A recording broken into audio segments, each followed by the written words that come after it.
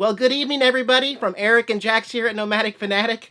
We are staying warm tonight. It is going to be 13 degrees for a low. Oh yeah, winter's here.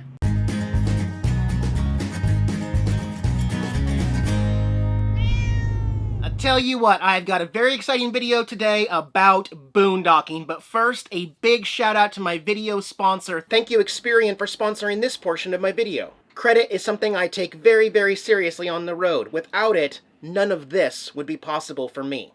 And with Experian Boost, you can boost your credit right now. It's free, easy, and secure, and Experian developed Experian Boost so that you get instant results. Experian Boost works by giving you credit for the bills you're already paying, like gas, electricity, your phone bill, your satellite bill, your water and trash bill. And this is the first time the Credit Bureau is allowing consumers to submit basic utilities that you're already paying for to help your credit file. Experian Boost is exclusive to Experian, and it's 100% free. Don't even need a credit card, and most people are going to see a 10-point increase in their credit score. Although results may vary, and consumers can cancel their Experian Boost at any time. Experian is trying to boost America's credit score, so boost yours today. Click the link in the video description below to boost your credit scores for free. Thanks again to Experian for sponsoring this portion of the video. Now we switch gears, on to the fun stuff. We are going to talk about winter, urban, boondocking, lot docking in urban areas. The do's and don'ts, the tips, the rules, and the unwritten rules, and how you can be a better RVer while you're boondocking or lot docking.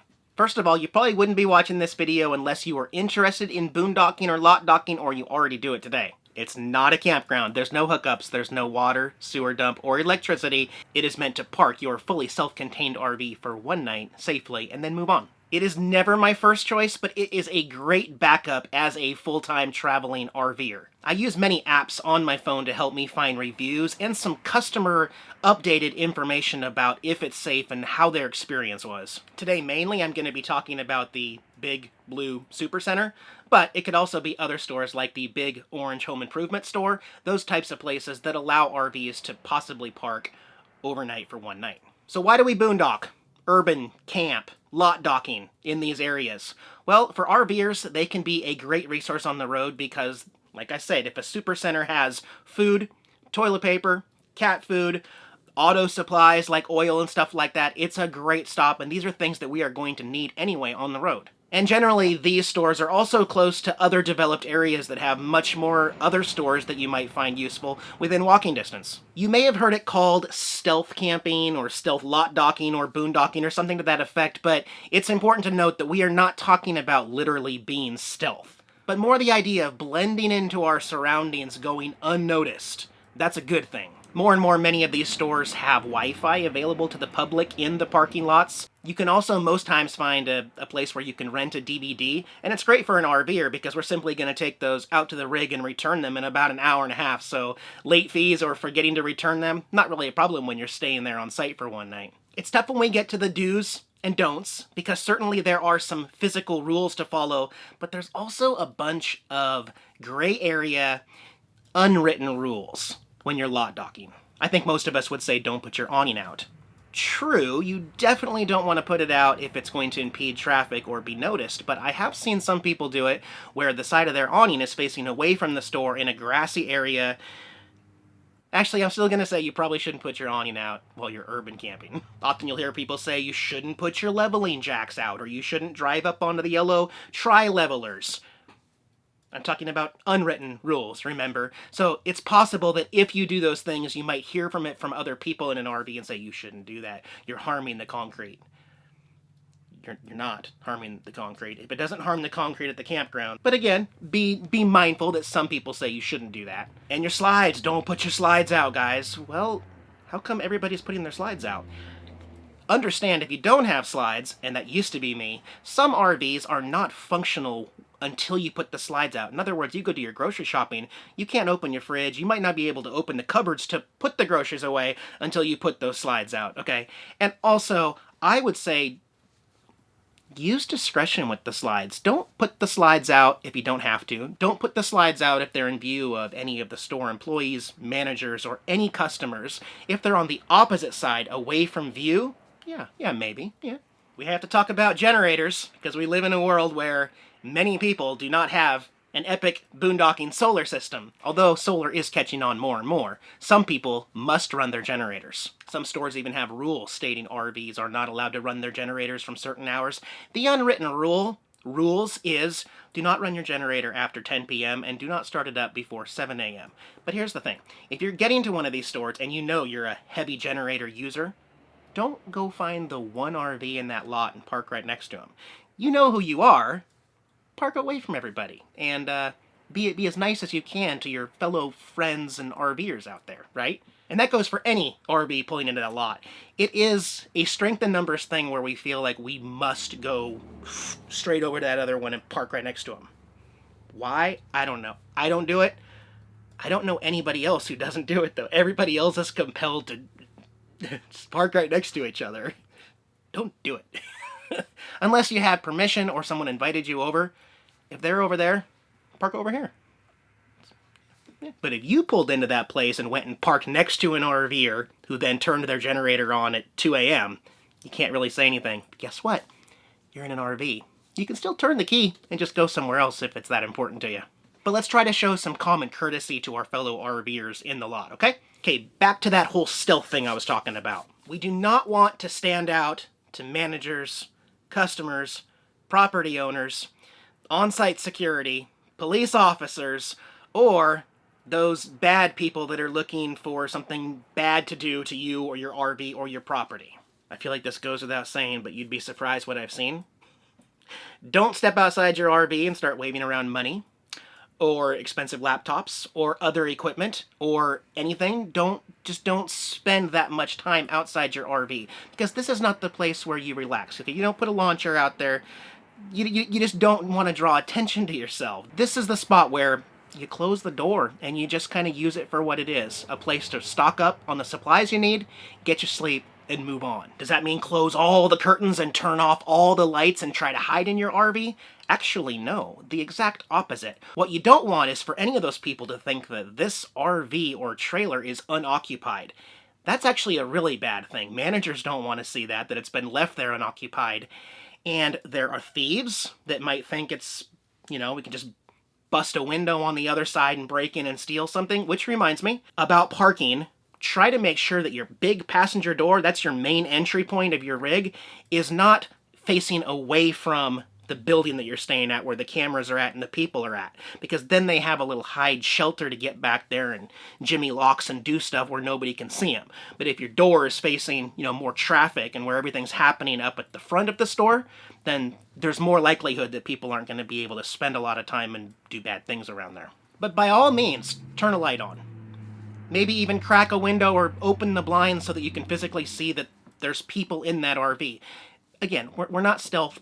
People know why the RV is parked there. It's because we're spending the night there. But something I have noticed, not in this RV because the windows are not tinted as darkly, but in other RVs, I have been the RV that people go to do bad things behind. Many times. You'd be surprised. I'm way out, way at the other end of the parking lot. All the cars are up there shopping. I'm way over here. Why does a car come in and park behind me, using me as shelter from everybody else? It's because they're doing bad things. I've seen drug deals. I've seen people cuddling with strangers. I have seen it all. And the funny thing is, they picked the only vehicle that's occupied. Like any other vehicle anywhere in the entire lot would have been better for them to do what they're doing than right here where I'm looking at you and I've got cameras everywhere. They don't realize that RVs are occupied. They just, it's not something that clicks in their mind before they want to do these bad things. So it's a good idea to announce that you're in there. Keep the doors locked though, like I said. And obviously don't let them see in, but let them know you're in there. That's a tough one. But I'll let you be the judgment of that. Now we do have to talk about this part, about etiquette of asking permission, because a lot of people like to do that different ways. And in my experience, my personal experience, calling ahead and asking, is it okay to overnight park? I'm like 0 for 50 on that. But it's weird because I have to do some shopping, and what do I see? I see 10, 11 RVs that are all have been staying there, clearly, and they're going to stay there tonight. And it's like, why'd I get the no? But let's get the terminology right, because we don't want this to turn into a campground. None of those words are good, okay? Let's keep it at overnight parking. And yes, it is a good idea to talk to a manager if you're going inside. Look, guys, they're giving us the free parking, so we all need something. I mean, even if we don't need it right now, as an RVer, they've got toilet paper, they've got cans of soup in there, they've got stuff we're gonna need anyway. Go in there and buy something. And then on the way out, after you have your receipt, ask customer service to talk to the manager. They're going to bring you a manager and talk to him and say, hey, I'm parked way out there. I bought some groceries. Is it okay if I overnight park and then head out in the morning? With that said, I have never gotten a no anywhere, and I've been doing this 6 years now almost. I have got some strange wording that you can encode, like, well, it doesn't really matter to me, but there might be a city ordinance, or the police might come by and have a problem with it. These stores are private property, so most city ordinances, when it's talking about parking, it doesn't have anything to do with private property in the first place. I'm not saying you should ever break the rules, because if they say no, just don't. Back to parking, though. Make sure you give yourself an exit.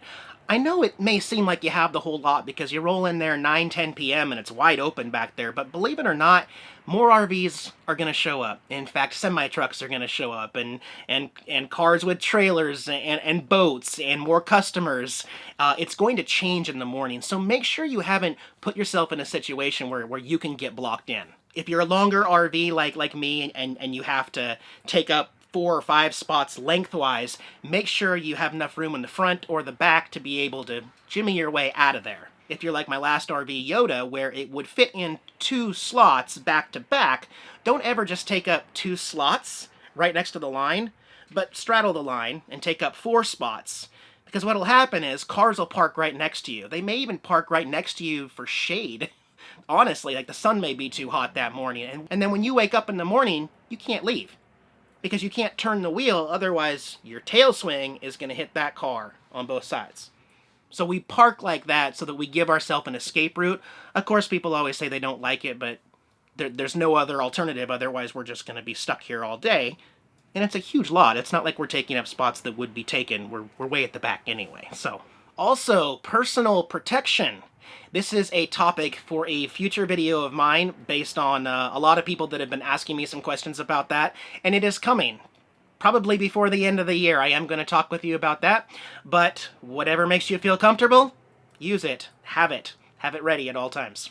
And let's talk about it, because it's going to happen. If you are lot docking in your RV, boondocking in an urban area, you're gonna get the dreaded knock on your door at 3 a.m. eventually. How are you going to deal with this? First of all, before anything, the most important thing is be vigilant. Be safe, okay? You just woke up, you don't know what's on the other side of that door, and you can't believe what they said. So if you have to, say just a minute, go put some water in your eyes. Make sure you're ready to talk to this individual with a clear head. And absolutely do not open that door until you can prove who it is. At this point, we're going to be basically talking through the door. Who is it? They're going to say security or police officer, blah, blah, blah. Explain to them through the door that I'm not comfortable opening this door unless I can prove that. We can then talk about a way to do that. Ask them to come to the front of the RV where I can peel back the curtain, and I'll either see them with their blue badge, or I may see a security car with the yellow lights, or I may even see a police car at that point with some lights, or a police officer with his badge. Something to validate what I'm seeing. In my RV here, I also have the cameras that are facing on the door, so I'm just going to grab my remote, and I'm going to turn on this TV, wait about 7 seconds, and then I'm going to be looking right at him as I'm talking with him. But please, absolutely, until you are 100% sure, do not unlock that door and open that door and talk to him, guys. Please protect yourselves. We, as an RV community, have lost people already. Be careful, be vigilant, and think safety first. Don't assume anything. That's about all I wanted to point out for this video. I am going to meet up with my buddies in East Alton, Illinois for Thanksgiving, and the time being, like I said, everybody else is down there in the desert. I'm up here in the cold, and it's getting colder and colder. Snow possibly on the way, and I am loving it. After 110 degrees day after day in California just 2 months ago, I am really, really, really enjoying this cold. It's nice. Otherwise, from Jackson and I, we'll see you in a few days, guys. Bye-bye.